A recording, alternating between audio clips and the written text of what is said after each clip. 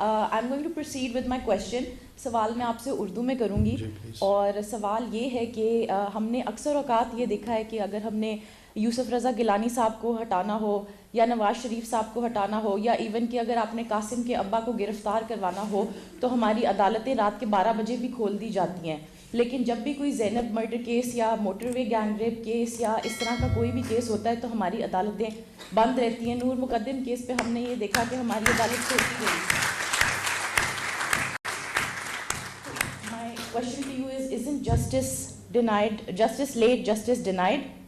That's my only question. Thank you for asking in Urdu. Urdu زبان مجھے بڑی پسند ہے. ایسا نہیں ہے کہ میں اردو کی ادائیگی میں مجھے کوئی مسئلہ ہے. بہت سارے لوگ یہ سمجھتے ہیں کہ میں اپنی انگریزی دانی چھاڑنا چاہتا ہوں. دیکھو آپ نے پوری بات جو کی ہے اپنے سوال میں اپنا جواب بھی میرے خیال میں دے چکی ہیں آپ. میرے لیے کہنے کو بہت کم چھوڑا ہے آپ نے, لیکن اس کے باوجود میں کچھ نہ کچھ ضرور کہوں گا اس پہ. یہ جو پورا کا پورا نظام عدل ہے اس پہ بڑے سنگین سوالات ہیں, اور جب تک اس نظام عدل کو ہم ایڈریس نہیں کریں گے, اس میں کسی کا ابا ہو یا کسی کی اماں ہو یا کسی کی باجی ہو یا وہ خود ہو, محفوظ رہنا مشکل ہے. یہی آپ کو پروٹیکٹ کرتا ہے نا یہ نظام, اور وہ چند رہنما اصول ہوتے ہیں آپ کے.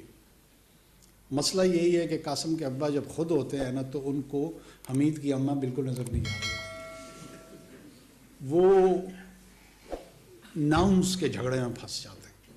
جب تک میں ہوں آج تو مجھے سب کچھ درست نظر آ رہا ہے, جب کل آپ اس جگہ پہ ہوں گی تو وہ مجھے درست نظر نہیں آ رہا ہوگا. ایک تو اس رویے سے تبدیل کی ضرورت ہے, اور سیٹلڈ ہونا ہوگا اصولوں پہ, پرنسپلز پہ, کہ چاہے اس کا اطلاق مجھ پہ ہو یا آپ پہ ہو پھر وہ یکساں ہو. ہمارا بنیادی مسئلہ یہی ہے کہ اگر ریاست کے چند ادارے ان سے میں مستفید ہو رہا ہوں تو میں ان کو والد کا درجہ دینا شروع کر دیتا ہوں. دیا ہے نا. جب مستفید نہیں ہو رہا ہوتا ہوں تو پھر شاید سوتیلا باپ بنا لیتا ہوں. یہ وہ مسائل ہیں جو سبجیکٹو انداز میں ہم تمام کو اس پہ سوچنا چاہیے, بولنا چاہیے, غور کرنا چاہیے. اگر واقعتاً ان کو والد نہیں بنانا تو ونس اینڈ فار آل فیصلہ کر لو اور پھر خود والد بنو. والد جب گھرانے کی سربراہی کرتا ہے نا تو ذمہ داری لیتا ہے. وہ پھر بچوں کے نان نفقے کا تمام کی تمام ذمہ داری خود اٹھاتا ہے. وہ پھر ہمسائے میں حمید کے والد سے نہیں کہتا کہ یار ذرا میرے بچوں کا خیال رکھ دینا. اگر حمید کے والد کی طرف دیکھے رہو گے نا تو قاسم کے ابا کا مسئلہ ذرا خراب ہی رہے گا. یہ اشتہاری گفتگو ہے کیونکہ آپ نے اشتہارے میں کی ہے اس لیے میں جواب بھی اس میں دے رہا ہوں. کھل کے پوچھا ہو تو میں کھل کے بتاتا ہوں. Thank you so much, Your Excellency. My name is Umar Khan and I'm a 7th semester student from the School of Computer and Information Technology. So a lot of students like myself are about to graduate across Pakistan, and a lot of us would like to stay in the country and contribute to society and the economy as well.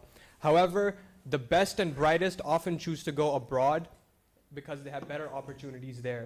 My question is, Your Excellency, what is being done to keep the talent in Pakistan and to develop it here, and what is the strategy that the government is taking to prevent the so-called brain drain that our country is experiencing? I think so in the best interest of Pakistan is that we should have both. The youngsters should explore opportunities abroad, and they are not a brain drain at all. They would always remain our assets. Who's your Vice Chancellor? He was a fresh graduate, some days, somewhere here in the city of Lahore, and according to this definition of the brain drain, he went there and he spent 10 or 15 years or whatever, and now he returns and he runs this institution. Is he an asset or a brain drain? This is the phenomena we need to understand, this cycle. I've been saying this repeatedly, that why it is skewed and distorted, this whole, first of all, this is not a recent phenomena that the youngsters want to settle in Western Hemisphere, US, UK. I am witness, all of us know this, that the longest queues of the young generations are always outside the US Embassy. It's been a trend.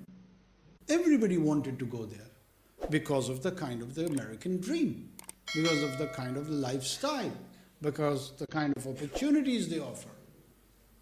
Indians want to do it, Sri Lankans want to do it, Pakistanis want to do it, Bengalis want to do it, Brits want to do it, Japanese wants to do it, Germans want to do it. There is a huge global American influence, particularly America. And during the 60s, everybody was criticizing that, oh, the Indians' population, a huge section is going and it is becoming a brain drain. Down the line, after 3 decades, most of them became brain assets. They returned to the Indian society, invested back what expertise they got from there, what capital they got from there, and it is triggering, accelerating the economic growth of India. So please don't take this as a negative tendency. It's not. We are able to export our services. This is our accomplishment. Why are we so depressed about it? I hardly see a reason.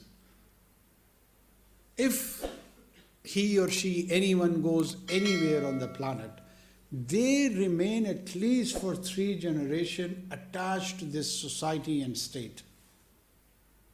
There is a classic case study of your diaspora in UK. 3 generation people are living still in Mirpur. They don't divorce from this structure all the way. Yes, we need to produce better human resource. We should focus on the quality human resource. That should be our concern. Best nurses, best doctors, best IT experts. We are compromising on that. We are not producing good quality individuals, and we are all worried about, oh, all of them have gone to the Western Hemisphere.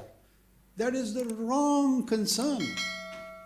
The right concern, in my opinion, be that you should focus the kind of skills they are imparting in such places like this. And that is a huge challenge. I am sharing it with you. मज़ीद ऐसी videos देखने के लिए हमारे channel को subscribe करें और bell icon को दबाना न भूलें।